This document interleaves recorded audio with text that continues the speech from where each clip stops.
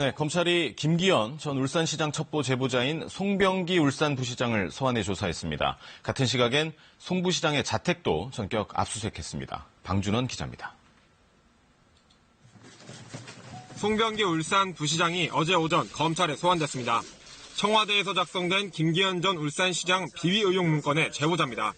청와대에서 문건은 외부 제보자의 제보로 만들어졌다고 발표한 뒤 검찰은 그제 제보를 받아 문건을 작성한 문모 전 행정관을 어제는 제보를 한 송 부시장을 바로 불렀습니다. 검찰은 또 울산시청의 송 부시장 사무실에 대해서도 9시간 넘게 압수수색을 진행했습니다. 검찰은 컴퓨터 저장 장치 등 박스 3개 분량의 압수물을 확보했습니다. 또 송 부시장의 자택과 관용 차량 등에 대해서도 동시 압수수색을 진행했습니다. 정부가 요구했다, 전화로 이야기했다는 송 부시장의 말과 SNS 메시지를 제보자가 보내왔다는 청와대 발표가 엇갈리는 상황. 검찰은 먼저 문 전 행정관을 상대로 한 조사에서 제보를 받게 된 경위 등을 자세히 파악했을 것으로 보입니다.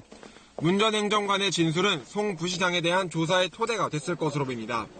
특히 송 부시장이 김기현 전 울산시장 측 비위 의혹을 제보하던 즈음에 송철호 현 울산시장의 캠프에 합류한 만큼 당시 선거에 영향을 끼치려 한 것은 아닌지가 주요 조사 대상입니다. 또 송 부시장이 지역 건설 관련 업체에 김기현 전 시장 측근의 비리 의혹을 전달했는지 여부도 확인할 것으로 보입니다.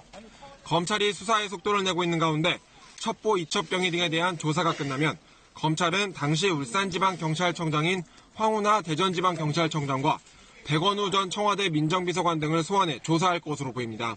KBS 뉴스 방준원입니다.